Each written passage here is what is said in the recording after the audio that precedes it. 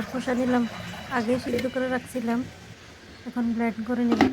ডিম দিয়ে কলার খোসার ভর্তা বানাবো, যে ব্লেন্ড করা হয়ে গেছে, ঢেলে নিলাম। এখানে ডিম নিলাম, এখানে ফুলকপি নিলাম, কেটে ধুয়ে রাখছিলাম, এখানে আলু নিলাম।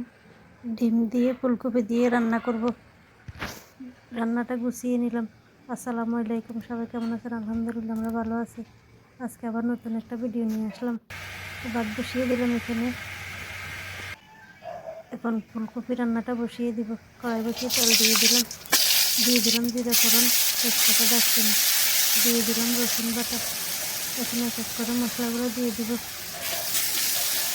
মশলাগুলো কষানো হয়ে গেছে, পানি দিয়ে দিব। বেশ খানিকটাই পানি দিলাম। দিয়ে দিলাম আলু, আর আগে ডাটাগুলো সিদ্ধ করে রাখছিলাম। ফুলকপির ডাটা এভাবে রান্না করলে অনেক মজা লাগে খেতে। এদিকে ভাতে বলক এসে গেছে, ভাতগুলো একটু নিয়ে দিলাম। এদিকে ডাটাটাও কষানো হয়ে এসেছে, একটু ভালোভাবে কষাবো। কষানো হয়ে গেছে, ফুলকপিগুলো দিয়ে দিলাম। ফুলকপি দিয়ে এখন একটু ভালোভাবে মিক্স করে বেশ কিছুক্ষণ জাল করব।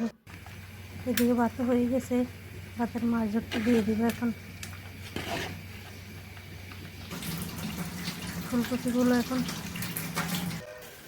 এখানে কলার খোসার ভর্তাটা বানিয়ে নেবে। এখন এই যে কড়াই বসিয়ে রান্না, তেল দিয়ে দিলাম। তেল গরম হয়ে গেছে, এখন এক এক করে মশলাগুলো দিয়ে দিব। মশলা দেওয়া হয়ে গেছে, একটু পানি দিয়ে দিলাম যাতে মশলাটা পোড়া না যায়। এখন এগুলো ভালোভাবে কষাবো।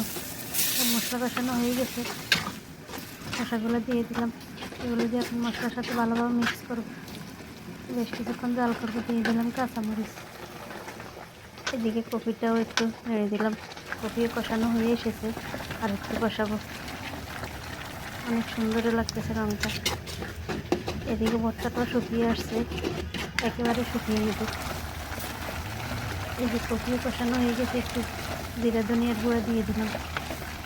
এগুলো দিয়ে এখন ভালোভাবে মিক্স করে নিব, একটু কষিয়ে নিব। কষানো হয়ে গেছে, পানি দিয়ে দিলাম।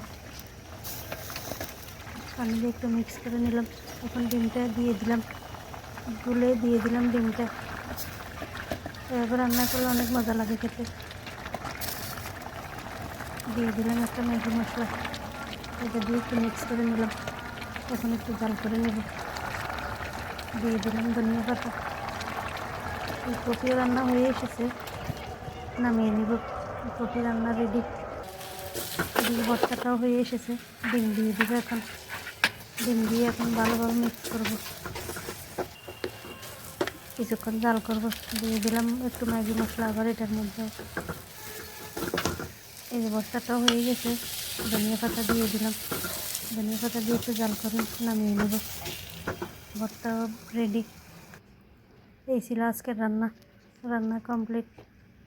এখন দুপুরে কাজকর্ম সেরে খাওয়া দাওয়া করব। খাওয়া দাওয়া করে নেব। আজকে এই পর্যন্তই। সবাই ভালো থাকবেন, সুস্থ থাকবেন, যে যেখান থেকে ভিডিওটা দেখেন। ভালো লাগলে লাইক কমেন্ট করবেন। আল্লাহ হাফেজ। সবাইকে অনেক ধন্যবাদ। আসসালামু আলাইকুম।